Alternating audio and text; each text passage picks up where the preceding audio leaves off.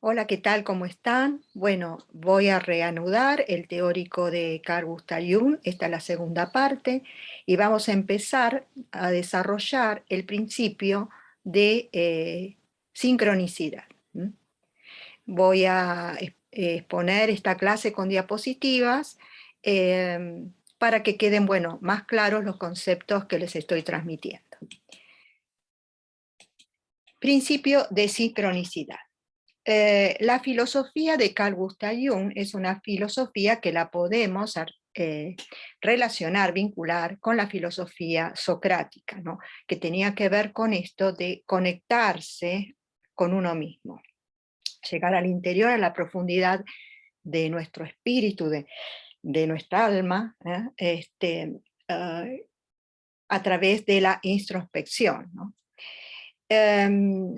Jung sostenía que tanto lo científico con lo metafísico y con lo espiritual eh, estaban interrelacionados, no eran independientes uno del otro, sino que había una interdependencia entre estos tres conceptos, ¿sí?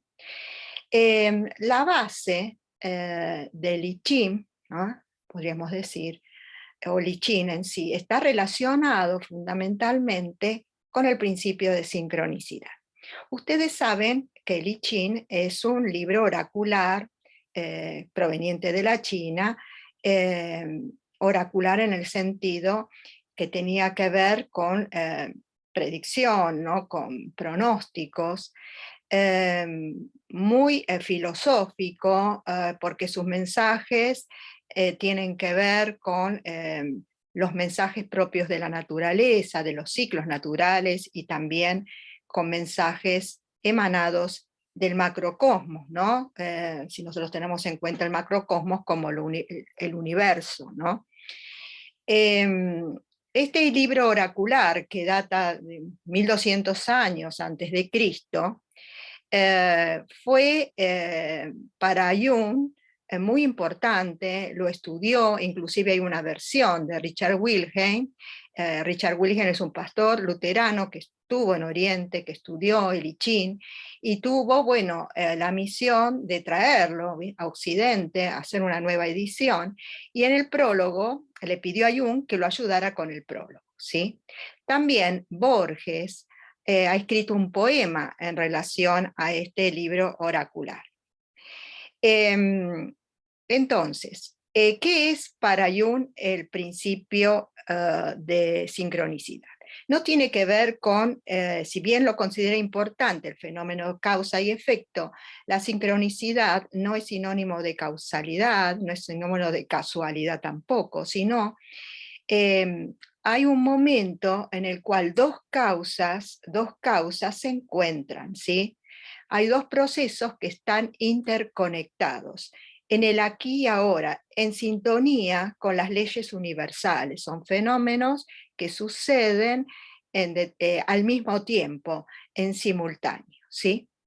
Esto guarda relación, y para ejemplificar el principio de sincronicidad, a muchos de nosotros nos pasa que en determinado momento pensamos en alguien que hace mucho tiempo que no vemos, y de repente nos sorprende el hecho de que esa persona nos llama, se comunica con nosotros, o pensamos en un número, o soñamos con un número que se repite varias veces en un día. Esto que parece muy abstracto, muy en el terreno de lo misterioso, ocurre, ¿no? Hay para Jung una influencia planetaria conectada con nuestro mundo interior. Y hay también un mundo atómico, subatómico, mundo propio de la naturaleza, que actúa en confluencia con esos hechos. El principio de sincronicidad, a su vez, lo podemos relacionar hoy en día con la física cuántica. Una física que se sale de los principios de la física común y corriente, como la conocemos, que también tiene su relación con el principio, con la ley de la teoría de la relatividad de Einstein, donde las verdades pasan a ser relativas, un principio o una ley que va a hablar de que el espacio-tiempo no es de carácter lineal, como lo veníamos viendo desde el siglo XX, de comienzo del siglo XX, un tiempo lineal, donde hay un presente, un pasado, un presente y un futuro, ¿no? Estamos hablando ya de un tiempo circular, de una cuarta dimensión, desde la teoría de Einstein. La física cuántica, que también surge a comienzos del siglo XX, va a hablar de que hay partículas, que no están dentro de lo visible, ¿sí? Pero que se modifican, al igual que en el caso del espacio y tiempo, cuando actúa el observador, ¿sí? El observador ejerce un efecto sobre esas partículas. Entonces, cuando un observador observa a un electrón, ese electrón va a cambiar de estado y se va a conectar con otros electrones, porque está entrelazado con otra partícula, y va a su vez a modificar el estado de esa partícula. De alguna manera lo podemos ejemplificar con el efecto mariposa. Algo sucede en una parte del mundo y como consecuencia lo mismo ocurre en otra parte, ¿no? Está todavía en estudio esto del fenómeno cuántico, pero sería una base importante para poder comprender el principio de la sincronicidad. Muy bien. En esta segunda diapositiva ya vamos a entrar en el terreno de lo que es el esquema del aparato psíquico de Jung. A diferencia de Freud, que hablaba de un consciente, de un inconsciente, de un preconsciente y un inconsciente, Jung va a decir que el aparato psíquico está conformado por el ego, como símbolo de la conciencia, por un inconsciente personal y un inconsciente colectivo. Y dentro de este inconsciente colectivo va a incluir a los arquetipos. ¿Qué es el ego? El ego, como símbolo del yo, que vimos en la teoría freudiana, es una instancia psíquica para Jung, y que engloba un conjunto de ideas, sentimientos, pensamientos, ¿no? Que se refiere a lo que llega a la conciencia, es decir, el ego relacionado con nuestra realidad. Es importante porque nos permite conectarnos con esta realidad externa, ¿no? Y con la cual nos identificamos.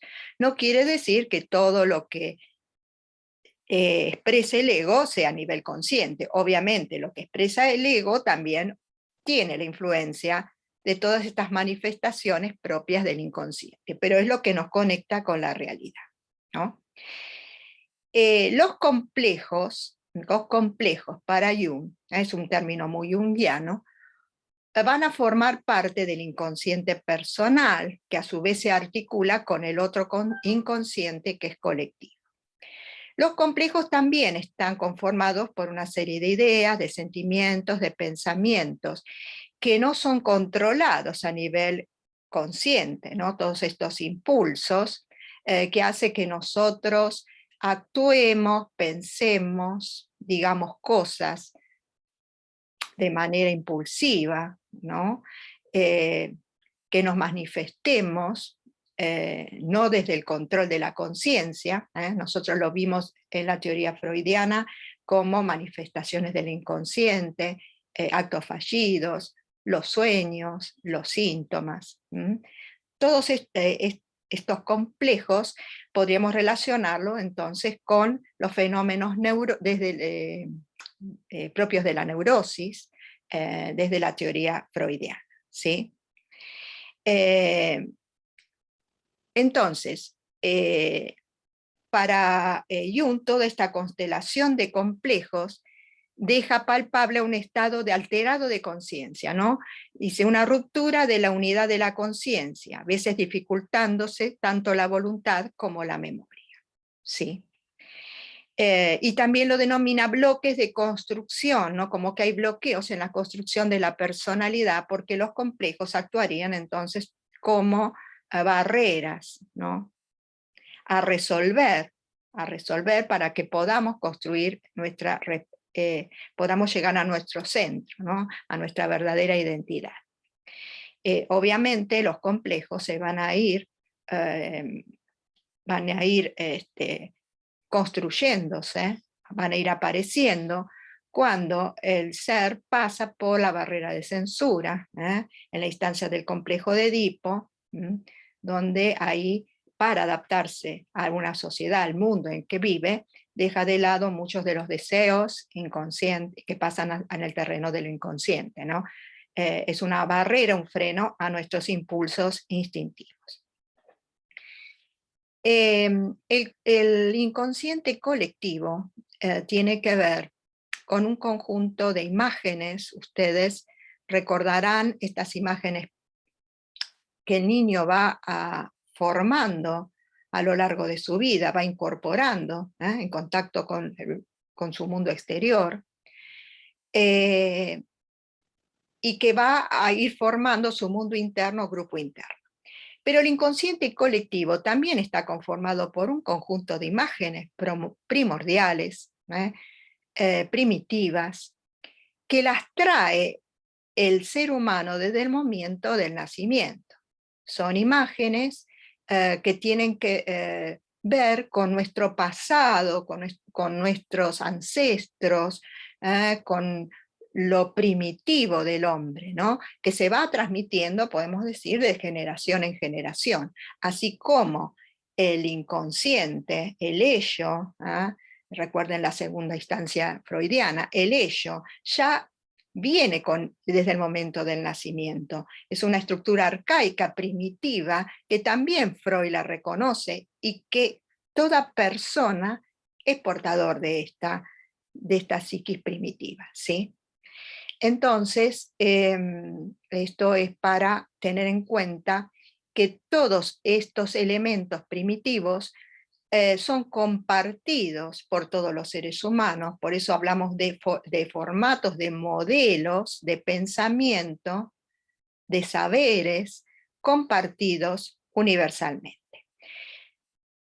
Dentro del inconsciente colectivo van a estar los arquetipos, ¿sí? Los arquetipos, que vamos a pasar a describir a continuación. ¿Cuáles son los arquetipos principales? Bueno, la imagen primordial de la madre que tenemos desde el momento de nacimiento simboliza a nuestra necesidad de contención, de afecto, de nutrición.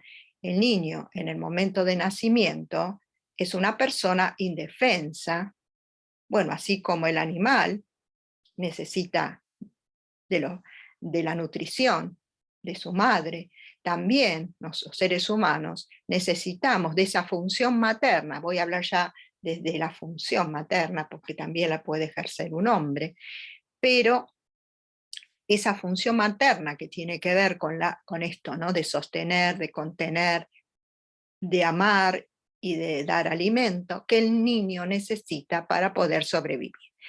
Toda esta deseo y necesidad nacen, son innatos, están dentro del ser humano. Arquetípicamente, la imagen más importante que podemos relacionar con el arquetipo de la madre es la madre tierra, la Pachamama, que nos nutre, que nos da el alimento diario, para que nosotros podamos desarrollar nuestra supervivencia, para que podamos justamente vivir en el planeta. Hay personas que por diferentes motivos tienen una ausencia, ¿no? O sea, que esa función materna que han necesitado desde el momento del nacimiento se ha visto debilitada, ¿sí? Hay una necesidad de este arquetipo, no ha sido cumplido dentro de sus deseos, entonces van a buscar el arquetipo de la madre en otras personas, en otras imágenes del mundo externo, ¿sí? En los símbolos. Muchas veces también símbolos que provee la religión. Por ejemplo, Eva, la figura de la Virgen María, Eva como la primera mujer, ¿no? De acuerdo a la Biblia, bueno, la Madre María, la Virgen María, perdón, o si no, otros símbolos que cumplen con la función materna, las cuales se adhieren, las cuales veneran o necesitan para poder reemplazar o para poder colmar esa carencia que han tenido desde el momento del nacimiento. También el arquetipo de la madre representa el dar y recibir, ¿no?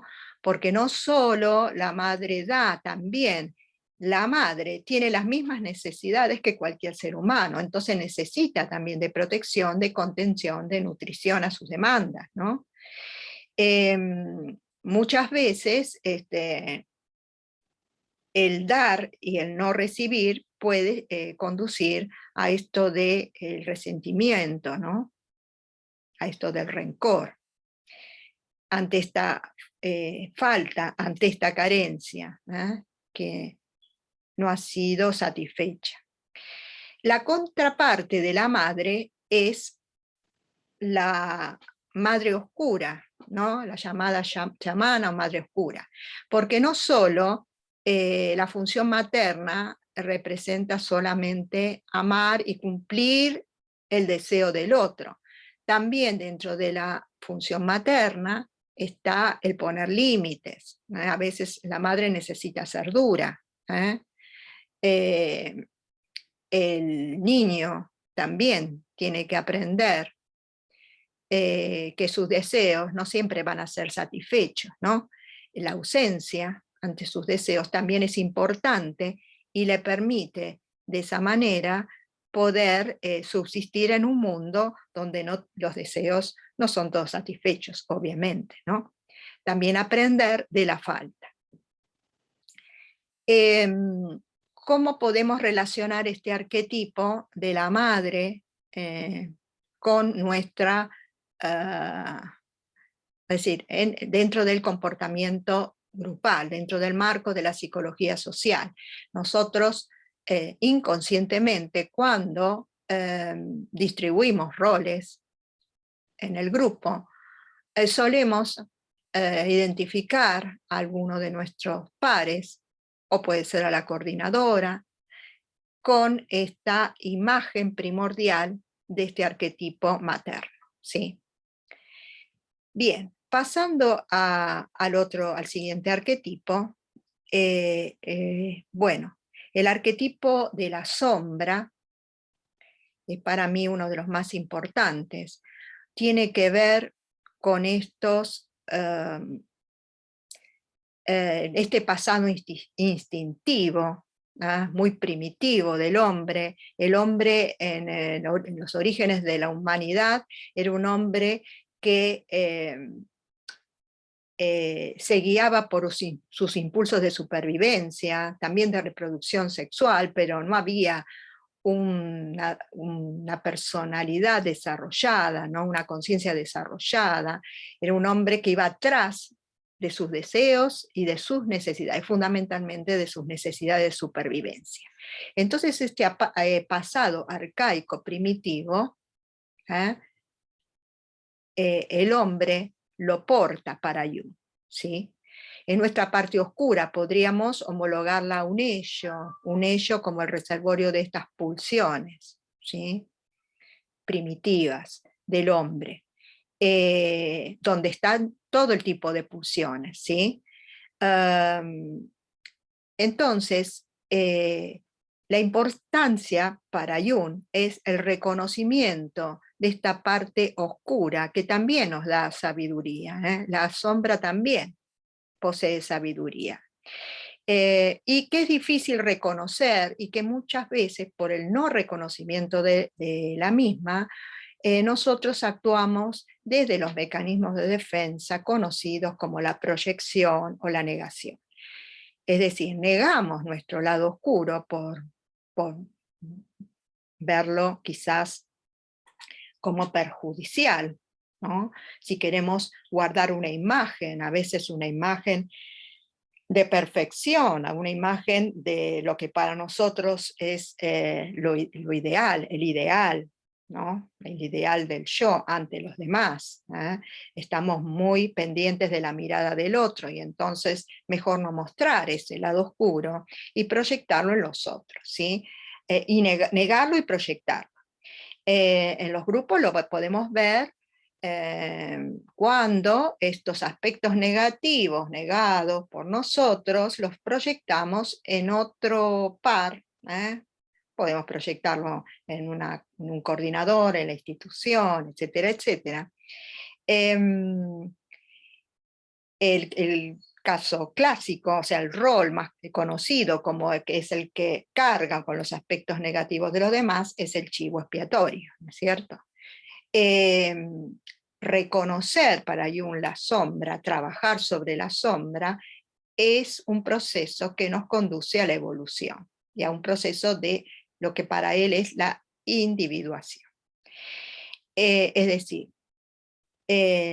reconocer esta parte nos conduce a trabajar sobre la sombra cuando estamos muy identificados, muy tomados por la sombra, y esto interfiere en nuestra calidad de vida, interfiere en el vínculo con los otros. ¿Cómo se logra esto? Primero, prestando atención a la imagen que los otros tienen sobre mi persona, ¿no? Reconociendo esta parte oscura y tratando de observarla, y poder analizarla profundamente para poder darnos cuenta que no somos una perfección, que tenemos estos dos componentes y que de esa manera nos van a ayudar a hacernos cargo, muchas veces, de nuestros propios errores. Muy bien. El siguiente arquetipo tiene que ver con la persona y el personaje. Voy a cortar acá esta parte del video, o sea, sería la primera parte del video de esta segunda clase, para continuar en el siguiente video. Muchas gracias.